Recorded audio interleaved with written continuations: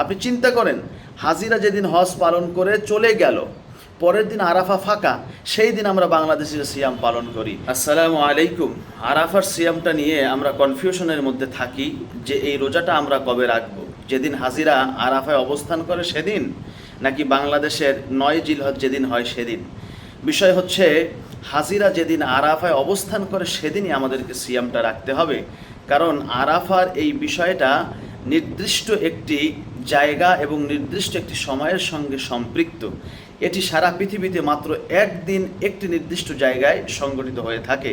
তাই আরাফার সিয়ামটা আমাদেরকে রাখতে হবে ওই দিন যেদিন হাজিরা আরাফায় অবস্থান করেন সেই দিন। আবার অনেকে কনফিউশনের কারণে 2 দিন সিয়াম পালন করে। একদিন আরাফার হাজিরা যেদিন অবস্থান করে সেদিনের সঙ্গে মিল রেখে, আর একদিন বাংলাদেশের 9 জিলহজের সঙ্গে মিল রেখে।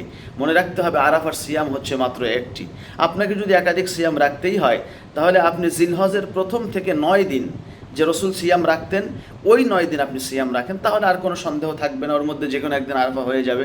কিন্তু আরাফাকে কেন্দ্র করে 2টো সিয়াম আপনি কেন রাখবেন? এটা তো মনে হয় বেদাতের পর্যায়ে পৌঁছে যায়। সৌদি আরবের স্থায়ী ফতোয়া কমিটির সদস্য যারা, সালে আল হুসাইমিন, সালে আল ফাউজান, আবদুল্লাহ বিন বাজ রাহিমাহুল্লাহ, তারাও একই মত দিয়েছেন যে হাজিরা যেদিন আরাফায় অবস্থান করবে ওদিনই আরাফার সিয়ামটা আমাদেরকে রাখতে হবে। কারণ হাদিসের মধ্যে নবীজি বলেছেন সিয়ামু ইয়াউমি আরাফা। নবীজি আরাফা শব্দটি উল্লেখ করেছেন, 9 তারিখের কথা বলেননি। তাই যেদিন আরাফা সেদিন আমাদেরকে সিয়াম রাখতে হবে।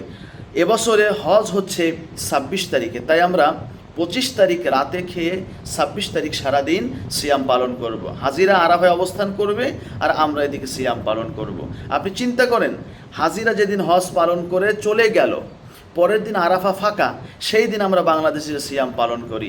এটা বোকামি ছাড়া আর কিছুই নয়, এটা করা যাবে না। আমি আপনাদের সর্বশেষ রসুলের হাদিসটি স্মরণ করিয়ে দিতে চাই, যেখানে নবীজি বলেছেন কুল্লিহি সিয়ামু ইয়াউমি আরাফা আহতাসিবু আলাল্লাহ আন ইউকাফিরা সানাতাল্লাতী ক্বাবলা ওয়াস সানাতাল্লাতী বা'দা।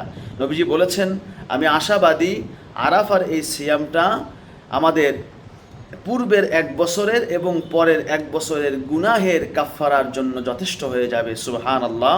তাই আসুন আমরা সবাই এই আরাফার সিয়ামটা রাখি, নিজে রাখি, পরিবারের অন্যান্য সদস্যদেরকে রাখানোর চেষ্টা করি।